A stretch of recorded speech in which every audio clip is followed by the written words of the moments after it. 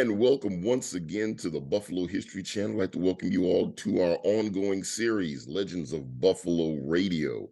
And on this video, boy, do I have a surprise for you all.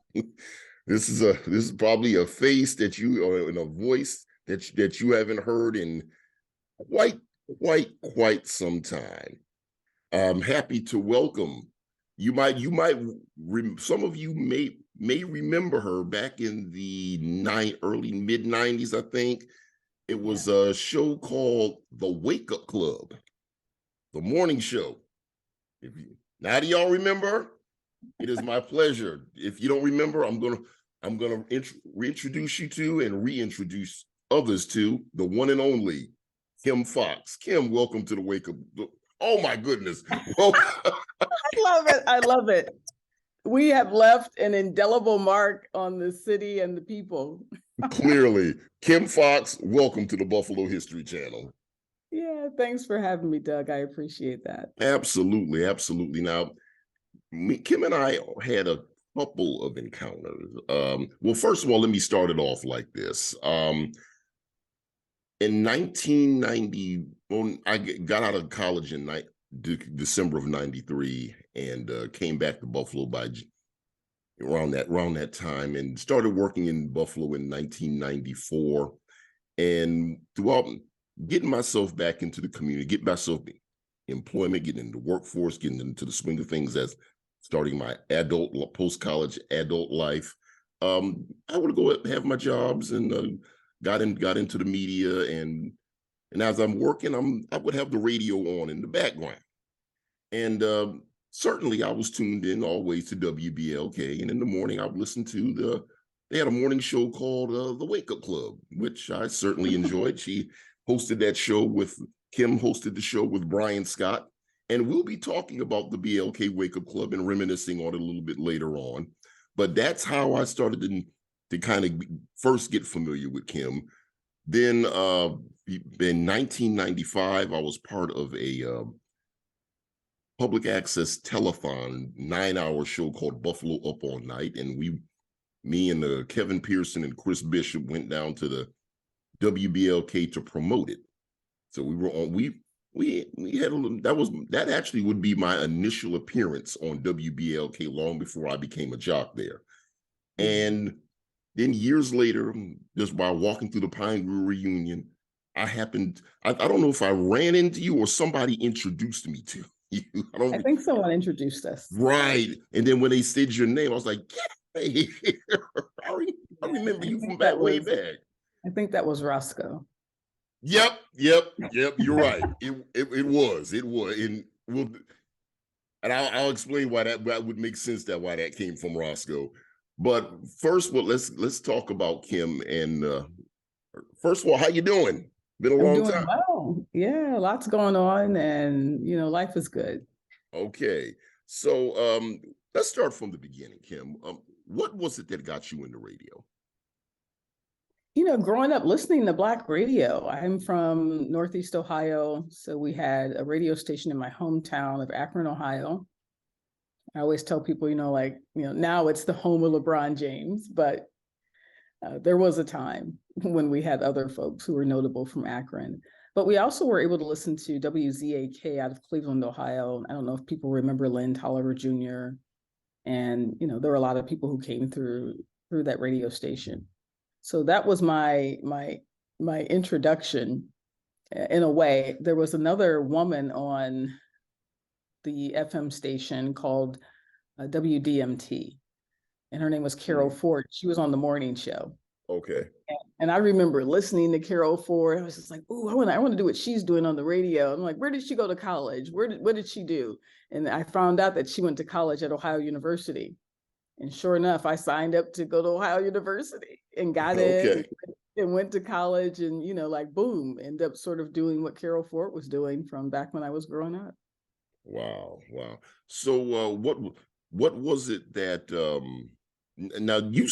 did you start the morning show with Bryan in Ohio and then bring it to Buffalo? I mean, we didn't think of bring it to Buffalo. Okay. we were in the era prior to syndicated radio, morning Right, shows and stuff like right. that. But I had been, when I got out of college, I ended up applying for a job at WIZF The Wiz in Cincinnati, Ohio. And I only applied there because I had some classmates who were from there, and they're like, yeah, this new station's on the radio, you should apply. And I applied and got hired as a part-timer. So I was mostly working weekends. Eventually I started doing a few other things, but by the time Bryan got hired, I think I was really trying to get out of radio, actually. Really? And Bryan got hired. He was like, I need someone to do the morning show with me. And I kid you Right. not, I had a list of names. I'm like, well, try this person and ask this person. It's like He's trying to everybody get but out of it. right. I'm just like, dude, I am not a consideration for this slot.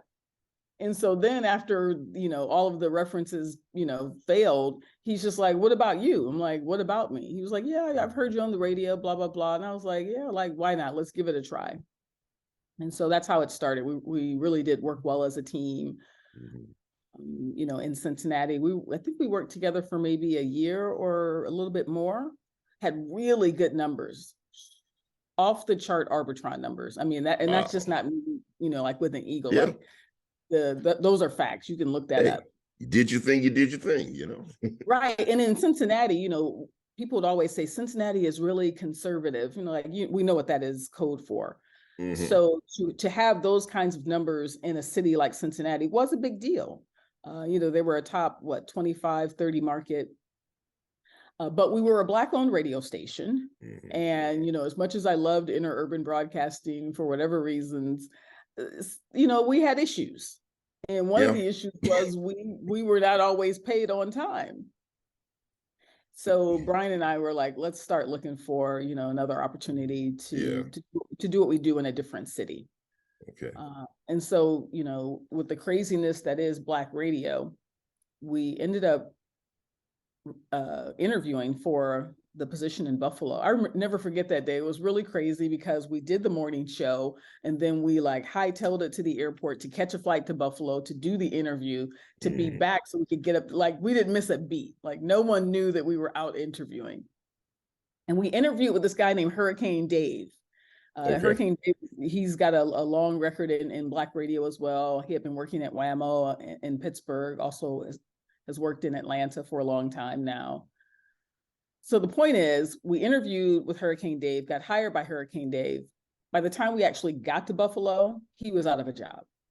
We had a new, right. It was just this thing is moving fast. And we were also wondering, now that he's been, terminated, will they keep us on because he hired us? It was just a lot of, what's going to happen now? But we ended up staying in Buffalo for a while. So I wouldn't say we took the show. It's just we did sort of come as a team, though we negotiate our contracts separately.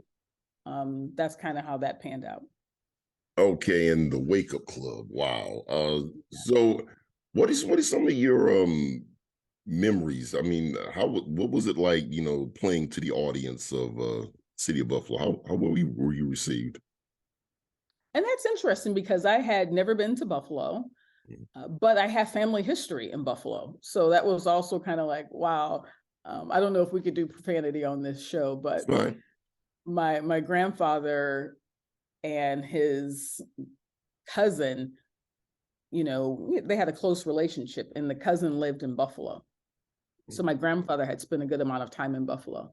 So when I told him, I said, yeah, I got this job in Buffalo and I'm going to take it.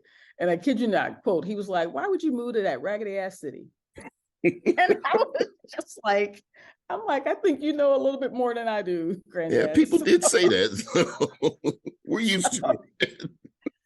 So, that was sort of my indoctrination, but it was also nice to have relatives there who then could say hey, let's show you around the city, especially since you're going to be interfacing with the Black community and things like that.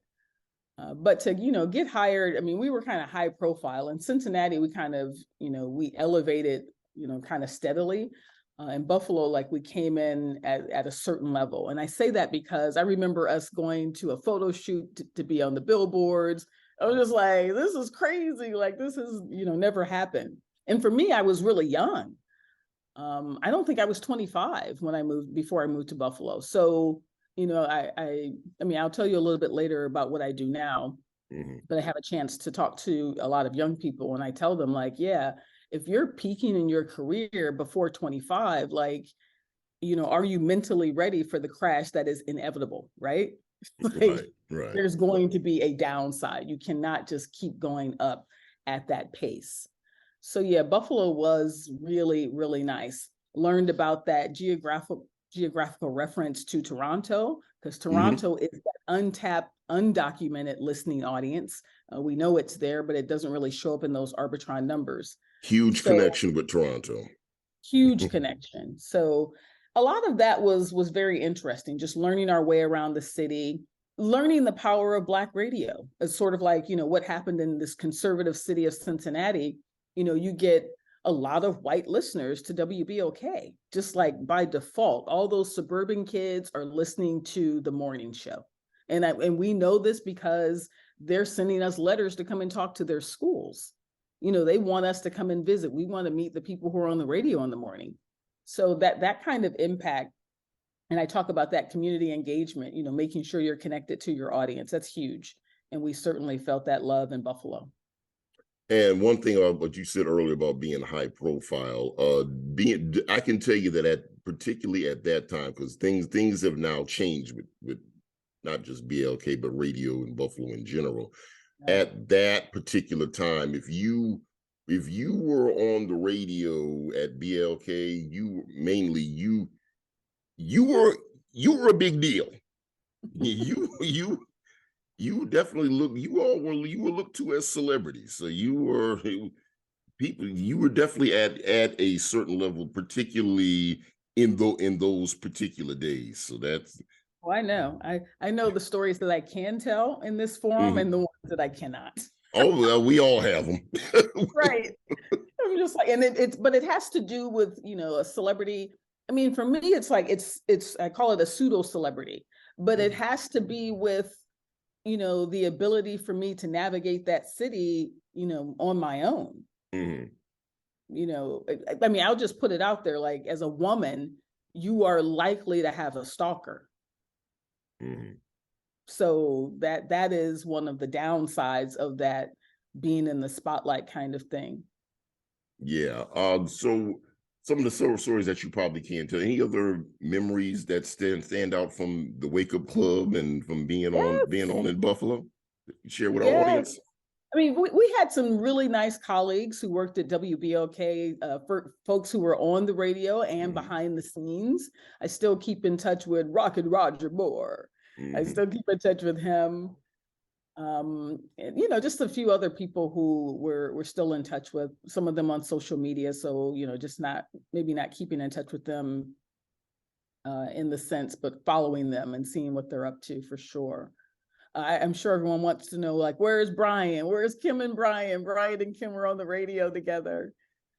Sadly, Bryan passed away recently. I heard. He passed away in December 2021 in Columbus, Ohio. He had a long-term illness. I keep in touch with his wife, who's from Buffalo. Okay. And his family. So, and his mom. So, yeah, I mean, you're on the radio together, and sometimes people don't know if that translates into real friendships off the radio. And for Bryan and I, it was. Again, we did manage to keep in touch. I knew he was in Columbus. I kind of came through Columbus a couple of times and, would get a chance to see him. Had a chance to talk to him before he passed away, which was, kind of heartbreaking. Wow. To have that conversation with someone who is, on their last days. Been through a lot together. We had some good laughs even in that last conversation, just reminiscing about, like, remember this and remember that.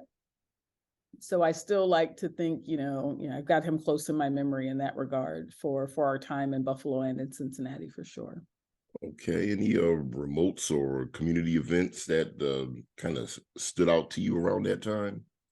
Well, I'll tell you what stood out, and I'm sure you will remember this, like Wild Wednesdays at Club Squeeze. Oh, yes, the Squeeze. We will never stop talking about that. It was absolutely a riot. I mean, that is some of the stuff, like, some of the things that we can't talk about. Yeah. But I Hey, there remember, was no social media back then, so we definitely right. good on that. Whew, yeah, there No was just a lot. selfies. So, what was really wild about Wild Wednesdays is, we used to do jokes and things like that on Wednesdays. So we would have a full Wednesday on the morning show, and then, we'd end up going to Club Squeeze, somewhere around 11 p.m., 12 p.m., Hmm.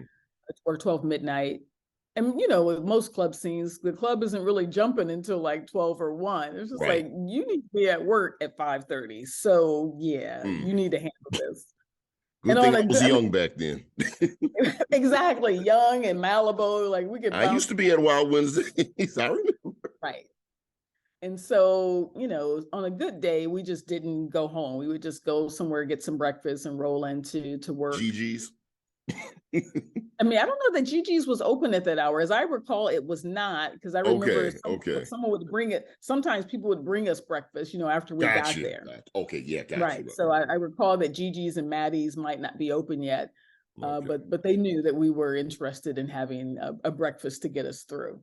But the point is, I think the sleep deprivation would make us have some of our best shows on Thursday morning. So, Hmm. Hmm.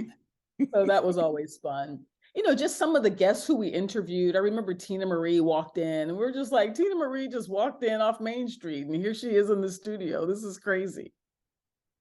Yeah, we had just had a lot of good times, talking to actors and musicians, folks who were in bands. There was one guy, I can't remember his name. He used to be the drummer for Rick James, I think.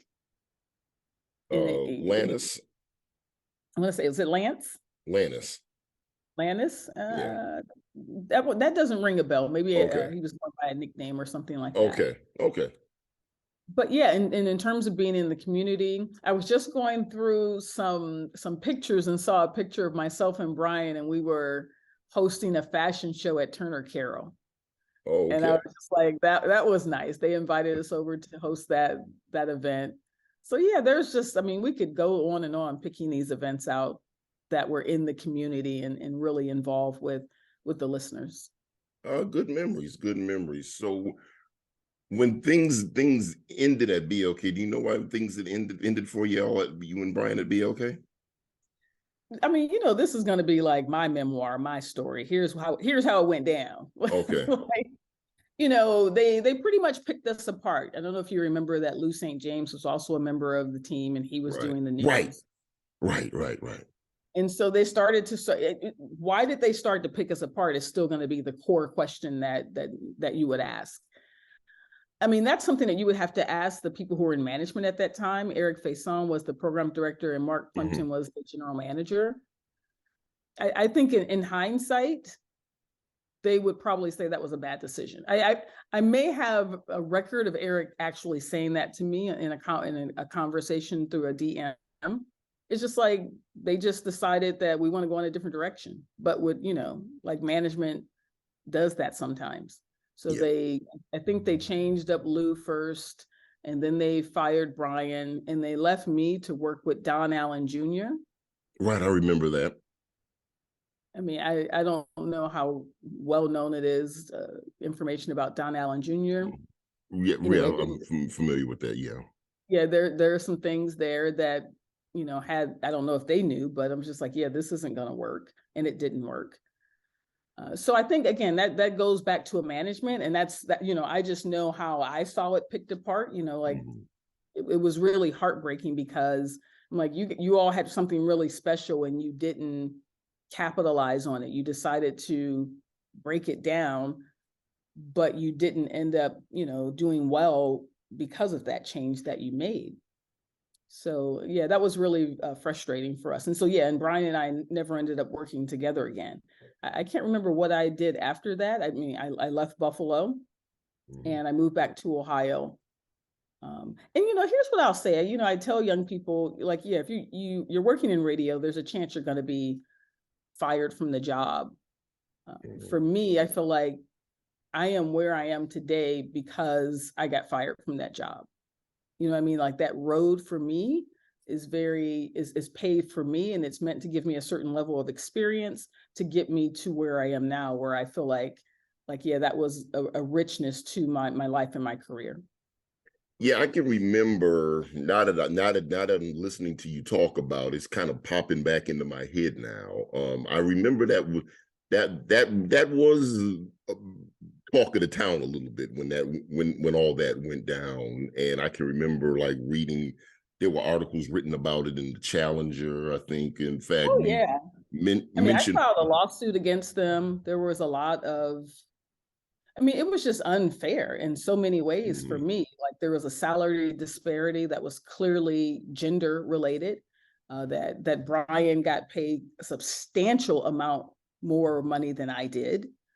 And when that came to light, and he knew, and Bryan knew it, and that's why that's why I had proof because he mhm, told me like, look, this is what's going on, you all. right. The lawsuit didn't work in my favor, but for some reasons that is not my fault, or just some the EEOC had some issues going on, and that sort of Mhm, worked against my case. okay. That was just very unfortunate timing. But in the end, it's not unusual that women get paid less. And so, yeah, of course, now this is what I advocate for, making sure you come in and ask for, know what the salary ranges are and ask for more than that. So yeah, I'm certainly on board of helping women to get more or get as much as get what you're worth, know your worth and Right. try to get that money. Yeah, I Yeah. can. And I remember earlier we had mentioned Roscoe, and then I vividly remember him writing an editorial in the Challenger about BLK, because I also remember around that time this is nothing that stands out to me. There was they had a they had a I think it was some sort of a format change or something, and they did Mhm. something they called it progressive R&B and classic soul. That's what I remember, and they had a commercial out, and I think it might have been Lorna Hill. They were saying something about I like the music that they're playing now and not all that rap music or anything. And I remember that kind of that was a little triggering for the younger Okay. segment of the community. Yeah. I remember. So I that when as you were talking about that, it was starting to jog my memory. Because I hadn't even thought about that until you had mentioned it. So in the back of my mind, I'm like, Yeah. oh, so when you left BLK, I think I remember you were into like law school or something like that. No, I think Okay. somewhere, I mean, I wanted to do law school. Okay. Okay. I knew I took the LSAT. Okay. I Okay. never pursued it for whatever reason. I think I know I took the LSAT, but I don't recall applying to law schools. So Okay. Okay. I had Okay. an interest in that. I mean, I did end up going to graduate Okay. school, but uh, I think I must have done an interview with someone and told them that I was interested in law school. I think that's Okay. what maybe people think that I actually did do that, but I did not. Okay. So you didn't continue in radio after that, or did you? I want to say I did. Okay.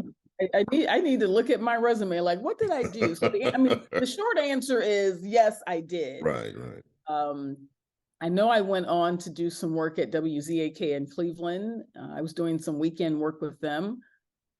I did helicopter traffic in the Cleveland area, so I was a traffic reporter as well. So yeah, I kept working in radio. I kept working in radio until 2009. I worked at WOSU in Columbus, Ohio, and I worked at WCPN in Cleveland, Ohio. Those are both public radio stations. So I did kind of transition into doing more news and community events and things like that. And those jobs were also really good. So I really Okay. appreciate having this, morning show commercial radio experience and then having a very solid journalistic public radio experience as well. Okay. So you wrote you sent me in when we talked. You sent me an article, a chapter that you wrote about Black radio, I read it, and it was a very good read. What got you into what made you first of all? What made you write that chapter? Well, the editors of that book put out a call and they were looking for, people to write chapters on radio. And so I pitched the chapter. this was a long process. I want to say this may have been 2.5 years process. Mhm. So I pitched the chapter, but when it came down to the deadline, maybe 2.5 months before, I'm like, I can't do this. So I sent them a note. I'm just like, yeah, this is not working with my schedule. I'm overwhelmed and I'm not going to be able to produce the thing that I had pitched. At which point they were just like, how can we keep you on this project? I'm just like, you need to extend the deadline. Like, I can't do this deadline. It's not possible at They all. felt you had something to offer. Yeah, right. They must have felt I had something to offer. And I said, I said that I need the deadline extended and the word count shortened. I'm like, like, I can't do this thing. It's just a lot. But then it dawned on me when they said yes, like, we'll give you a longer deadline. I think they gave me 2 more months and they shortened the word count. But at some point it dawned on me, like, this is a book chapter. I'm like, I can insert my experience in there. And I got this idea that I can survey people I know who listen to Black radio. Like, I know a lot of people. So I created this really short survey to ask people the question that you're asking me. What are some of your fond memories about listening to Black radio? Because I know from my experience that it brings the community together in ways that I don't know is the same for other radio stations, for example. So when I put this, here's the power that something is going on. I did the survey as a simple survey on a Google form, emails, I put it out there to like people I know in Facebook groups and things like that. And within 24 hours, I had 50 responses. And that's like, and I say that it's like with little effort, people are like, that was fun. Thank you for it took me down memory lane and things like that. So I was pretty excited to then like look at the responses and see if that same energy came out and how I would then incorporate those responses into the chapter. And so that's pretty much where it came from. Okay. And because it also says that you referenced as in your footnotes, you had there was a documentary called Disappearing Voices, the disappearance of Black radio, and I definitely recommend you can get it on Amazon. I mean, it's for people listening. That is an excellent documentary that illustrates radio, some of the Black an entire history of who all the Black radio personalities is. It even references Buffalo, and it has Gary Bird on there talking mostly about people from Wuffo, and it references BLK, but it mainly talks about the Hound Dog. But when it goes into Wuffo, it talks about some of the early personalities. The only one I'll say that they missed was Jimmy Lyons, who was the first full-time Black radio DJ on the air in Buffalo. But other than that, it was a really good piece, and it talked about how it progressed over the years. Yeah, there's some good information out there in terms of Black radio in general. I know I mentioned Sonia Williams, or maybe I didn't mention Sonia Williams. She has a Buffalo connection. I think she worked at WBLK, and she has a documentary, Tell It Like It Was. Anyway, it's a really right. I've heard about it. It's a multi-piece radio documentary that covers radio from many perspectives. So yeah, there's some information out there for sure. The one thing I didn't mention is maybe people want to know, like, what are you doing now? Where are you? Yes, absolutely. Right. So in 2009, when I stopped working at WOSU in Columbus, Ohio, I took a leap of faith and moved to Cairo, Egypt. Wow. I saw that. I was like, what right. That's Egypt is on my bucket list, by the way. I'm determined to get there before I leave this planet. Yeah. I mean, for me, it was just a matter of, anyway, there's always politics involved when it comes to radio. And, I was working at WOSU, and it was an interesting setup. I didn't always feel like I was supported there, even and as such, I kind of worked autonomously, which I thought was fine. But when I got the job offer for Cairo, I asked the leadership at WOSU if they give me an unpaid leave to explore this option. And without hesitance, they said no. And almost without hesitance, I'm like, deuces. Like, and so people would just be like, you would just leave like this. My family would say, you've got a nice full-time job, full benefits. And I'm like, yeah, Of but course. like they have no respect, like they have no respect for me. And so yeah, I did take that leap of faith. And I've been in Cairo ever since. I think it's been 13, 14 years. Yeah. So what made you move that far away? I teach audio production. So this is Okay. very much within my sphere of what Okay. I love and what I'm passionate about. I was hired to teach audio production. I teach other journalism classes as well. And the beauty of it is, coming to a country like Cairo, learning about living in the Middle East, like what is the narrative that you get on the news and what is the experience I have on the ground here. Mm-hmm. And yes, they do vary. And working with my students is also very refreshing. I mean, Cairo does have a rich oral and radio history, but Oh, young people really? just aren't connected to the radio. Like I feel like they're not connected to the radio like I was when I was growing up. But then, they have a popular morning show as well, and I pay attention to how they listen to that morning show and kind of follow what they do. And it reminds me of when Bryan and I were on the radio.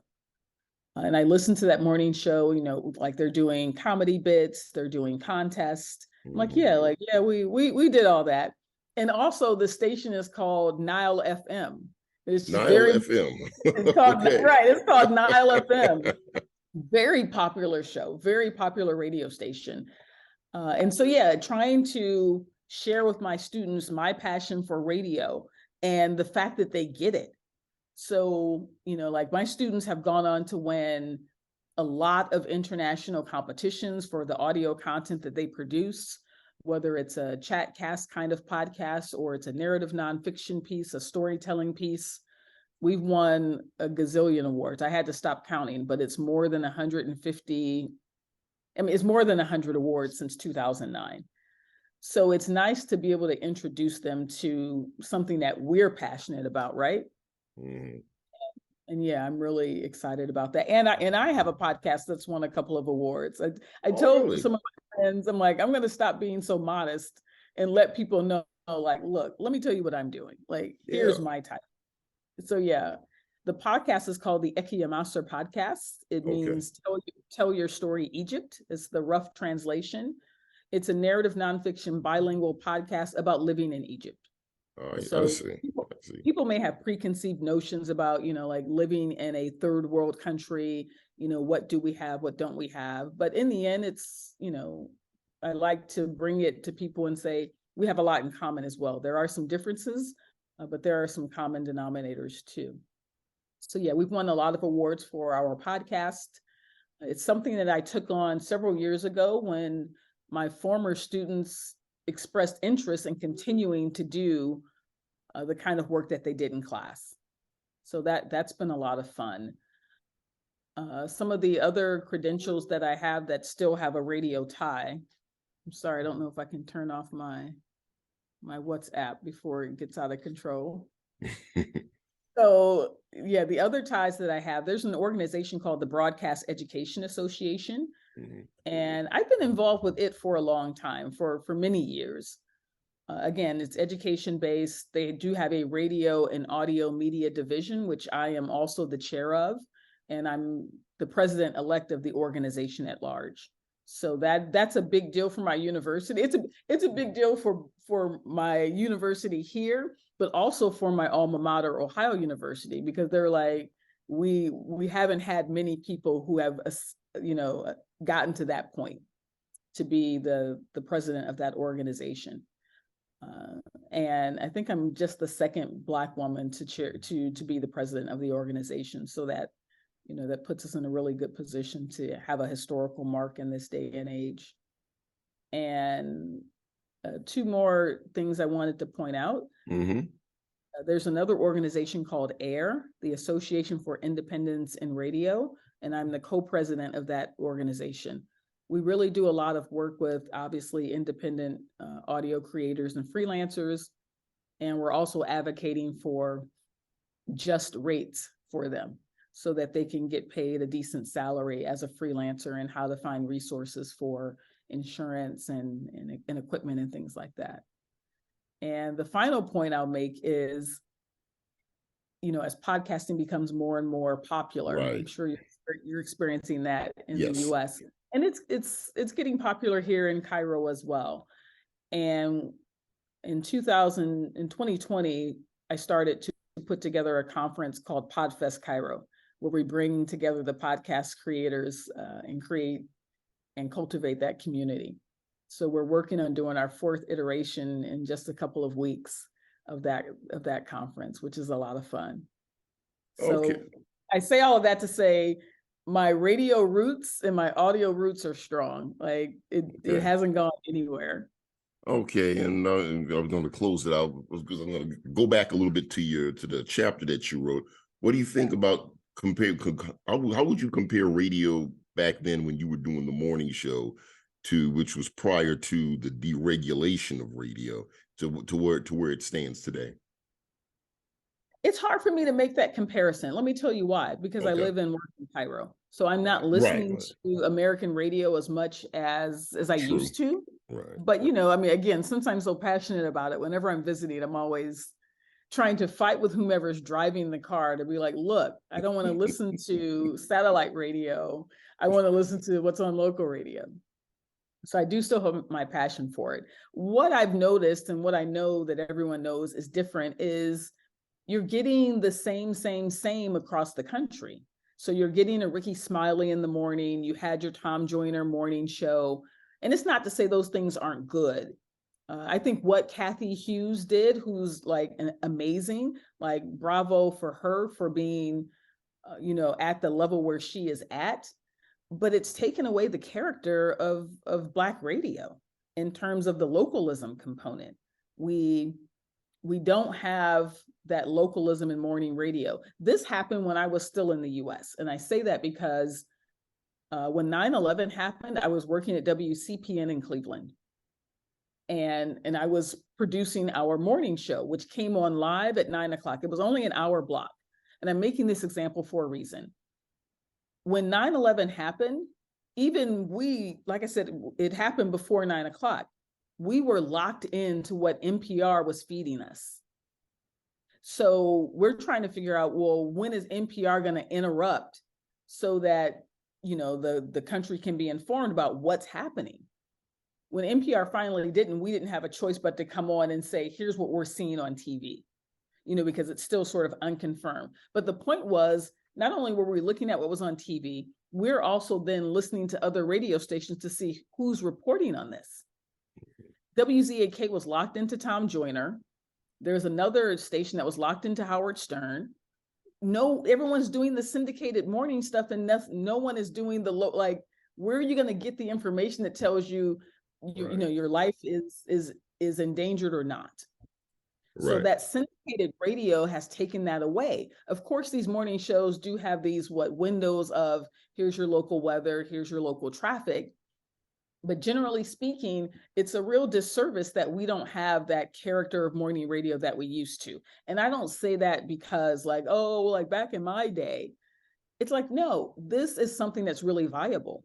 And, when you have a large company like Kathy Hughes's company, like the old Clear Channel, I can't remember who's the current one, iHeart. Those companies are piping in that syndicated content because it's cheaper. Like I'm sure Ricky Smiley and Steve Harvey get a great paycheck, but you're taking that economic viability out of the local community as well. So there are just so many issues that are lined up with this, and I don't necessarily have a solution to it. I mean, even if you're a podcaster, that may not be a full solution. So for example, if you get a local podcaster, a lot of people listen to them and it's treated like a local radio show. Right. Maybe they're on daily for 1 to 2 hours, bringing the information and putting out their podcast at a certain hour. That's one way to think of it. We call some of these, at least in journalism, we call some of these areas news deserts, like where the news is just not produced in that area, but that area needs to have news content. There's still someone who should be covering city council. There's still someone who should be covering the school board meetings. Like those are still integral parts of our community that impact our day to day. So yeah, that's pretty much what I'm doing these days. Okay. I'm a college professor. I do academic research, and I still have my nose to the ground in terms of, hey, what's happening? How does it impact people? I am going to tell the story, the voice of the voiceless. Count me in. Hey, it's always, as we always say, it's always in your blood. It never leaves you. Exactly. Kim, it has been a pleasure to reconnect with you and certainly have you right here. Have you be a part of this Legends of Buffalo radio series. I appreciate that. I really do. It's nice to be able to share some of my experience from the time when I was in Buffalo. I feel like I need to get in there and document a little bit more. Hey, So, absolutely, absolutely. We will definitely assist you in doing that. let me say one more thing Yeah, before yeah. because a lot of my friends, my closest friends, are either from Buffalo and or still in Buffalo. Hmm. Steve Wilson, the comedian, my friend Tanja Moss. Tanja and I are like ace. Hmm. I was a Girl Scout leader while I was there. I keep in touch with all of my former Girl Scout leaders, Barbara Campbell, Denise Houston. I keep in touch with a lot of my former Girl Scouts. Okay.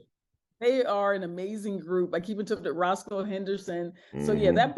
that Buffalo connection is really, really strong. And I mentioned I have Absolutely. family who are from there. I just saw one of my cousins just a few weeks ago when I was in New York. So yeah, that Buffalo connection has been really strong. And like I said, I'm really thankful for having had the opportunity to work there at WBLK. All right. Pleasure to have you on. And it's been a pleasure to have you on here and give you the opportunity to reminisce and give us, the people of Buffalo, a chance to see you again. Thank you. All right.